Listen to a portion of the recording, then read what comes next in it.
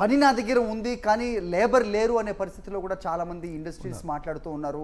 Right, ముఖ్యంగా ఉపాధి హామీ ఏదైతే ఉందో అది సంపూర్ణంగా కల్పిస్తున్నారా లేదా అనే ప్రశ్న కూడా వస్తున్న నేపథ్యం. సో అలాంటి వాటికి దేనికి కూడా దీనికి జవాబు లేదు అనే దాన్ని ఏ రకంగా చూడాలి, సంచలనాలు ఏది ఎక్స్పెక్ట్ చేయనక్కర్లేదు అనేది అనలిస్టులు అందరూ కూడా చెప్పారు. ఇంతకుముందు రాంబాబు గారు కూడా చెప్పిన అంశం మనం చూసాం. సంచలనాలకి ఎక్స్పెక్ట్ చేయని బడ్జెట్ దీనిగా చూడాలి, ఎందుకంటే పొలిటికల్ ఇంప్లికేషన్స్ ఏమీ లేవు కాబట్టి, కంపల్షన్స్ ఏమీ లేవు కాబట్టి అనేది రాంబాబు గారు చెప్పిన మాట. How do we see this? Paparao గారు చెప్పినట్టుగా మరీ అంత నైరాశ్యంలో ఉండాల్సిన అవసరం లేదు. మన దేశం సరైన పథంలో ఉంది, అభివృద్ధి చెందుతుంది. ఫైనాన్స్ డిపార్ట్మెంట్ అనేది ఇప్పుడు కాదు, విపి సింగ్ గారి నుంచి మొదలుకుంటే ప్రణబ్ ముఖర్జీ గారు ఉన్నప్పుడు, చిదంబరం గారు ఉన్నప్పుడు, నిర్మలా సీతారామన్ గారు ఉన్నప్పుడు ఈ ప్రతి ఒక్కరూ కూడా దాన్ని ఇండిపెండెంట్గానే హ్యాండిల్ చేస్తున్నారు. అండ్ బడ్జెట్ అనేది అలావుద్దీన్ అద్భుత దీపంలాగా మనం ఏదో దాన్ని ఏదో రుద్దితే మనకు కావాల్సిన కోరికలన్నీ నెరవేరుతాయి అనేది ఏం లేదు. మనకు అలాంటి అద్భుత దీపంగానే చూసిన బడ్జెట్లో 91ని ప్రధానంగా ప్రస్తావిస్తుంటారు. మరి అప్పుడు ఎందుకు జరిగింది, ఇప్పుడు ఎందుకు? అది 91 అనేది పారాడైమ్ షిఫ్ట్. కంప్లీట్లీ క్రిపుల్డ్ అయిన ఎకానమీని పూర్తిగా ఒక నూతన వేలో, కంప్లీట్లీ లిబరలైజ్డ్ అప్రోచ్లో మన దిశానిర్దేశం, మన కంపెనీ యొక్క పారాడైమ్ షిఫ్ట్ ఎలా ఉందంటే భారతదేశము పూర్తిగా దాని దిశను మార్చుకొని ఒక కొత్త రూపాన్ని ధరించింది. అది ఆ చేంజ్ అనేది మన కంట్రీకి అవసరం. పరిస్థితులు అయితే ఆ ఇంచుమించుగా అలాగే పెద్దగా మారిపోయింది ఏం లేదు కదా సార్. గణాంకాలు చెప్తున్న దాన్ని బట్టి ప్రజల స్థితిగతులు కానీ లేకపోతే బయింగ్ పవర్ కానీ ఎక్కడ పెరిగింది, ఇన్ఫ్లేషన్ ఎప్పుడు కూడా దాన్ని డామినేట్ చేస్తున్న పరిస్థితి. ఎందుకు ఒక సంచలనానికి తెర తీసే విధంగా బడ్జెట్ ఎందుకు ఉండకూడదు? ఇప్పుడు మీరు చూడండి, సెన్సెక్స్ స్టార్ట్ అయినప్పుడు అది ఒక 100 రూపీస్, ఈరోజు ఎంత ఉంది? ఇవన్నీ కూడా మన గ్రోత్ ఇండికేషన్సే. ప్రతి ఒక్క సెగ్మెంట్ చూడండి మీరు, ప్రతి ప్రోడక్ట్ యొక్క వాల్యూ చూడండి. అండ్ డిస్పోజబుల్ ఇన్కమ్ ఒక 30 years బ్యాక్ పబ్లిక్లో ఉన్న డిస్పోజబుల్ ఇన్కమ్ ఈరోజు ఎంత ఉంది? ఈరోజు ప్రతి ఒక్కరూ, ఒకప్పుడు కార్ అనేది మారుతి 800 వెహికల్ అనేది ఒక లగ్జరీ, ఈరోజు లగ్జరీ కాదు అది. మీరు చెప్పిన దానికి కొనసాగింపుగా చెప్పాలంటే సార్, రీసెంట్ సర్వే రిపోర్ట్ నేను చెప్తున్నాను, లగ్జరీ కార్ల అమ్మకాలు పెరిగాయి, చిన్న కార్ల సోకాల్డ్ స్మాల్ కార్స్ అమ్మకాలు తగ్గాయి. దేన్ని సూచిస్తుంది? మన కంట్రీలో ఒక డైరెక్షన్ ఏంటంటే ఇంక్లూజివ్ గ్రోత్ అనేది ఉండట్లేదు. ప్రతి గవర్నమెంట్ ఇంక్లూజివ్ గ్రోత్, మనం ఎదుగుతున్నామంటే మనతో పాటుగా ఒక 10 మందిని తీసుకెళ్ళాలి. ఒక కార్పొరేట్ గ్రూప్ ఎదుగుతుంది అంటే కార్పొరేట్ గ్రూప్తో పాటుగా 1 లక్షనో 10 లక్షల మందినో తన వెంట తీసుకెళ్ళాలి. దానికోసం సిఎస్ఆర్ ఫండ్స్ ఉన్నాయి. దానికోసము ఆ కంపెనీ ఎంప్లాయ్మెంట్ ఏ రకంగా ప్రొవైడ్ చేయాలి, ఏ కంపెనీ యొక్క డైరెక్షన్ ఎలా ఉండాలి అనేది కూడా గవర్నమెంట్ సూచనప్రాయంగా వాళ్ళకి చెప్పాలి. వాళ్ళ మీద బుల్డోజ్ చేసి వాళ్ళ దగ్గర ఉన్న ఈ కార్పొరేట్ సిఎస్ఆర్ ఫండ్స్ కూడా లాక్కునే పరిస్థితి ఉంది. వాళ్ళకి కావాల్సిన ఒక సెగ్మెంట్, ఒక పర్టికులర్ ఒక పాండ్ని డెవలప్ చేయాలని అనుకోండి, ఒక కార్పొరేట్ గ్రూప్ దాని పక్కనే ఉన్నది, వీళ్ళు వచ్చి ఫండ్ తీసుకెళ్తే పాండర్ లాగా ఉంటుంది. వాటికి కార్పొరేట్ ఇండిపెండెంట్ అప్రోచ్ అనేది మనం ఇవ్వాల్సిన టైం వచ్చింది. ఏ కార్పొరేట్ అయినా వాళ్ళ బిజినెస్ అనేది ఎప్పుడైనా లాభాల కోసమే ఉంటుంది. ఆ లాభాలతో పాటుగా మన దేశంలో ఉన్న ప్రతి ఒక్కరికి ఎంప్లాయ్మెంట్ ఒకటి ప్రొవైడ్ చేయాలి. ఈ కంపెనీ లాభాలు ఉంటేనే మిగిలిన వాళ్ళకి ఎంప్లాయ్మెంట్ ప్రొవైడ్ చేయగలుగుతారు. అసలు లాభాలే లేవనుకోండి, కంపెనీ క్రిపుల్డ్ అయ్యి కంపెనీ కిందికి వెళ్తుంటే మిగిలిన ఎవరికి ప్రొవైడ్ చేస్తారు? కాబట్టి పూర్తి అంటే మన పాపారావు గారు ఏంటంటే కంప్లీట్లీ అన్ఎంప్లాయ్మెంట్, నైరాశ్యము, గ్రోత్ లేదు, ఎంఎస్ఎంఈస్ పనిచేయట్లేదు, స్టార్టప్స్ అన్ని క్లోజ్ అవుతున్నాయి, అవన్నీ తప్పు. పూర్తిగా ఇప్పుడు ఒక 100 స్టార్టప్స్ స్టార్ట్ అవుతే ఒక 4 స్టార్టప్స్ ప్రాపర్గా ముందుకు తీసుకెళ్తే అది ఇచ్చే యొక్క ఇంపాక్ట్, మీరు ఓలా చూడండి, ఊబర్ చూడండి, కొన్ని అంటే ఎలాంటి ఇప్పుడు స్విగ్గీ కానీ జొమాటో కానీ మన థాట్ ప్రాసెస్లో ఆ విజువలేషన్ లేదు. అలాంటి విజువలేషన్ లేని స్టార్టప్స్ వచ్చి మొత్తం దేశం యొక్క దిశా నిర్దేశాన్ని మార్చేశాయి, మన డైరెక్షన్ని మార్చేసాయి. ఈ అన్ఎంప్లాయ్మెంట్ అనేది ఎంతసేపు మనము ఇప్పుడు ఇది ఒక టైం వచ్చింది, మనకు రిజర్వేషన్స్ అవసరము, అన్ని అన్ఎంప్లాయ్మెంట్ అనేసరికి ఓన్లీ గవర్నమెంట్ పైన డిపెండ్ అవ్వడం అనే కాన్సెప్ట్ని మనం ఎట్టి పరిస్థితుల్లో ఎంకరేజ్ చేయకూడదు. గవర్నమెంట్ కొంతవరకే తీసుకెళ్తుంది. గవర్నమెంట్ ఇప్పుడు ఈ బడ్జెట్ అనేది కూడా ఏంటంటే ఇన్కమ్ అండ్ ఎక్స్పెండిచర్ స్టేట్మెంట్. నాకు ఇంత ఆదాయం వస్తుంది, నేను ఈ రకంగా వాడాలనుకుంటున్నాను, ఆదాయమే రావట్లేదు. ఇప్పుడు 50 లక్షల కోట్లు మనకు వస్తున్నాయి కాబట్టి ఈరోజు గవర్నమెంట్ ఏముంటుంది, నా 50 లక్షల కోట్లను నేను ఈ రకంగా ఉపయోగిస్తున్నాను. ఇంకొకటి రాంబాబు గారు చెప్పినట్టుగా మనము ఒక too much of money we are spending for interest. ఇది తప్పదు.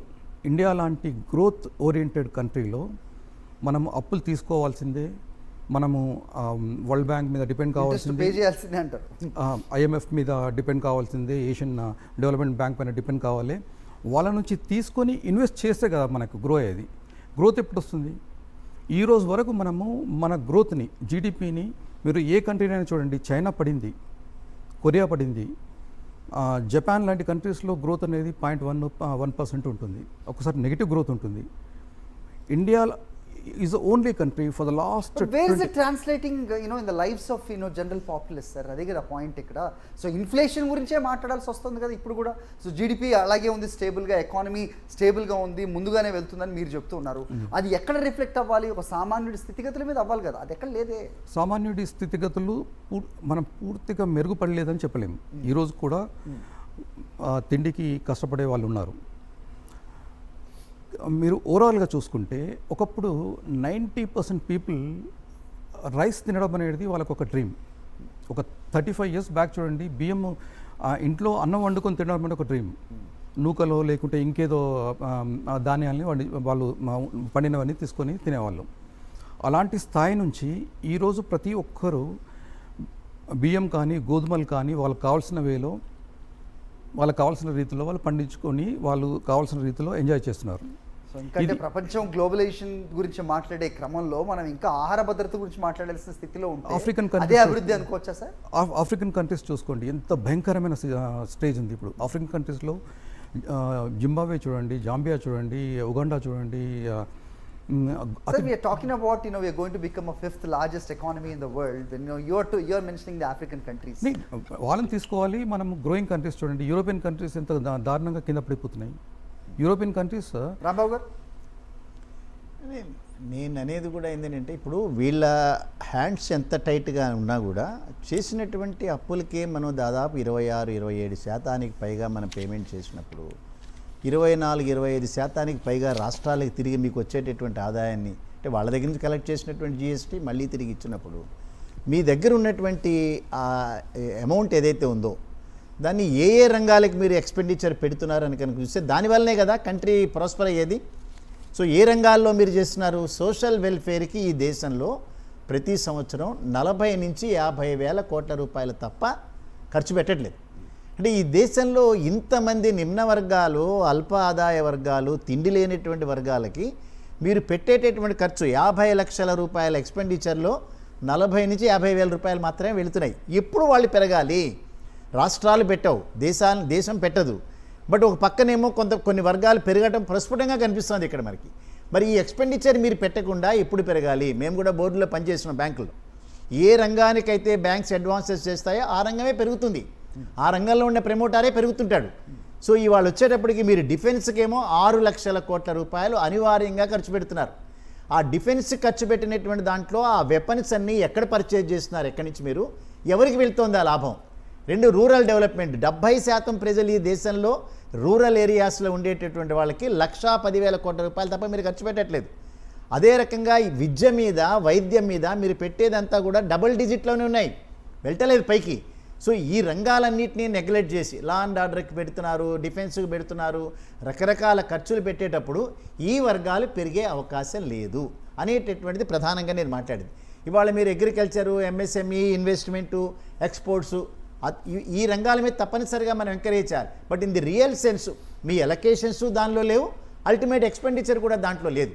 ఇవన్నీ ఓవరాల్గా కనుక మనం తీసుకుని ప్రతి సంవత్సరం మీరు వేసేటటువంటి బడ్జెట్లో ఈ వర్గాలను అడ్రస్ చేయకుండా సంపద సృష్టి మాత్రం జరుగుతోంది. బట్ ఆ సంపద మాత్రం చాలా వర్గాలకు వెళ్ళటలేదనేటటువంటి మీ దగ్గర ఉన్నటువంటి గణాంకాలు. నేను అడిగేది కూడా ఏంటంటే, మీకు వచ్చేటటువంటి ఇన్కమ్ని విలేజెస్లో ఖర్చు పెట్టకుండా, గ్రామీణ ప్రాంత ప్రజల యొక్క ఆదాయ వనరులు పెరగకుండా, వాళ్ళ జీవన విధానం మార్పు లేకుండా భారతదేశం ఆర్థికంగా పెరగదు. దేశం ఆర్థికంగా అభివృద్ధి చెందటం, జీడిపిలు పెరగటం, వృద్ధి రేటు పెరగటం, ఇవన్నీ ఓ పక్కన పెడదాం. బట్ ఉపాధి అనేటటువంటిది పెరగకుండా, ఎవళ్ళ సొంతంగా వాళ్ళ కాళ్ళ మీద నిలబడేటటువంటి ఆ పంపింగ్ ఏదైతే ఉందో అది మీరు చేయకుండా ఈ దేశంలో 140 కోట్ల మంది ప్రజలు, ఇంకో 10 సంవత్సరాలు పోతే 200 కోట్ల మంది ప్రజలకు వెళ్తారు. దట్ మీరు చెప్పేది కూడా స్కిల్ డెవలప్మెంట్ తోటే సాధ్యం అవుతుంది కదా, దాని గురించి కూడా చాలా చాలా ఇంపార్టెంట్. ఆ స్కిల్ డెవలప్మెంట్ అనేటటువంటిది చాలా ఇంపార్టెంట్. ఎందుకని ఇక్కడ కంపారబుల్స్తో ఉండాలి. ఇప్పుడు ఎక్కడో గ్రామీణ ప్రాంతాల్లో ఉండే పీపుల్ని పట్టుకొచ్చి మీరు మెట్రోలో ఉండేటువంటి వాళ్ళతో ఈక్వలైజ్ చేయలేరు. అదే రకంగా కొన్ని దేశాలు, మన దేశం తీసుకోవాలి, ఇంకో లెవెల్ ప్లేయింగ్ గ్రౌండ్ మనకి వాళ్ళకి ఈక్వల్గా లేదు. అందుకే ఎక్స్పోర్ట్స్ వచ్చేటప్పటికి వేరే దేశాలు చేసేటటువంటి ఎక్స్పోర్ట్ క్వాలిటీ వేరు, మన క్వాలిటీలు వేరు. మన గూడ్స్ అన్నీ రిజెక్షన్కే గురవుతాయి.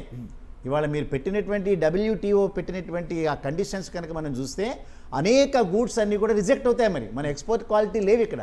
ఎందుకని లేవు? లెవెల్ ప్లేయింగ్ గ్రౌండ్ లేదు. సెకండ్ థింగ్, ఇన్వెస్ట్మెంట్స్ లేవు, ప్రభుత్వాల పెట్టుబడులు లేవు, ప్రైవేట్ పెట్టుబడులు కూడా లేవు. సో వీటన్నిటినీ ఓవరాల్గా కనుక మనం తీసుకోకుండా కేవలం 1 సంవత్సరం బడ్జెట్తోనే ప్రభుత్వాల అంచనాలు వేయటం కాదు. ఎందుకు ఇంత ఊత వేస్తున్నా ప్రైవేట్ పెట్టుబడులు ఎందుకు ముందుకు రావట్లేదు అనే క్వశ్చన్కి ఏదైనా ఉందా sir answer? Because last budget నేను పదే ప్రస్తావిస్తూ ఉన్నాను, ప్రైవేట్ క్యాపిటల్ మార్కెట్కి వాళ్ళు ఎంత ఊతం ఇచ్చారు అనేది రిఫ్లెక్ట్ అవ్వలేని దాన్ని ఏ రకంగా చూడాలి? దానికి అనేక కారణాలు. ఒక ప్రధానమైనటువంటి కారణం నేను అనుకునేది ఏంటంటే, భారతదేశం 89వ అవినీతికర దేశం. 89. మన్మోహన్ సింగ్ లాంటి నిజాయితీ పరులు, నరేంద్ర మోడీ లాంటి అత్యంత నిజాయితీ పరులు, వీళ్ళందరూ మనకి దేశానికి ప్రధానులుగా వచ్చారు. దేశానికి ప్రధానులుగా, రాష్ట్రాలకి ముఖ్యమంత్రిగా అనేక మంది నిజాయితీ పరులు ఉన్న తర్వాత కూడా భారతదేశం 89వ అవినీతి దేశం కింద ఎందుకుంది? 89 అంటే ఏమిటి? 0 అంటే 0. Finland 0 corruption, New Zealand 1% corruption, even England లాంటి దేశాలు, అనేక దేశాలు 10 లోపల ఉన్నాయి. భారతదేశం 89వ దేశంగా ఎందుకుంది? ఇక్కడ ప్రభుత్వాల యొక్క అనుమతులు కావాలన్నా జీవన విధానంలో అవినీతి ముడిపడిపోయింది ఇక్కడ. అందుకని కొన్ని వర్గాలు మాత్రమే అవినీతితో ముందుకు వెళ్తున్నాయి, చాలా వర్గాలు వెళ్ళటలేదు. సో ఇక్కడ ఈజ్ ఆఫ్ డూయింగ్ అన్న అనేక రకాలైనటువంటి ఆ జంగ్లింగ్ వర్డ్స్ చెప్పినా కూడా పారిశ్రమలు స్థాపించడం కానీ, వాటికి అనుమతులు తీసుకోవటం కానీ, ఒక ప్రోడక్ట్ని ఇక్కడ సేల్ చేయడం కానీ అవినీతితో ఉన్నటువంటి ఆ జాడ్యం పోవాలి. ఫస్ట్ ఆఫ్ ఆల్ ఇంటర్నల్గా ఇంట్రాస్పెక్షన్ చేసుకుని నేను నిజాయితీగా ఉండాలంటే కాదు. ఇక అన్నా హజారే లాంటి వాళ్ళు ఒకసారి వచ్చారు, మళ్ళీ వాళ్ళని ఆ మహారాష్ట్రలో వాళ్ళ విలేజ్కి పంపించేశారు. ఆయన ఒక పెద్ద ఎత్తున ఫ్రీడమ్ స్ట్రగుల్ తర్వాత అవినీతికి వ్యతిరేకంగా అన్నా హజారే నాయకత్వంలో వచ్చినటువంటి ఉద్యమం చాలా పెద్ద ఉద్యమం. అనేక మంది యువత అనేక రాష్ట్రాల్లో ఇన్స్పైర్ అయినారు. రైట్. బట్ ఫైనల్గా ఏమైంది? ఆయన విలేజ్కి పంపించేసినారు.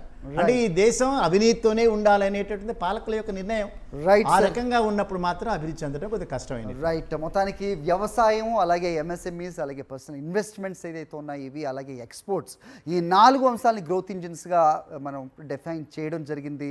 సో అదే నిర్మలా సీతారామన్ కూడా ఈరోజు బడ్జెట్లో మాట్లాడడం జరిగింది.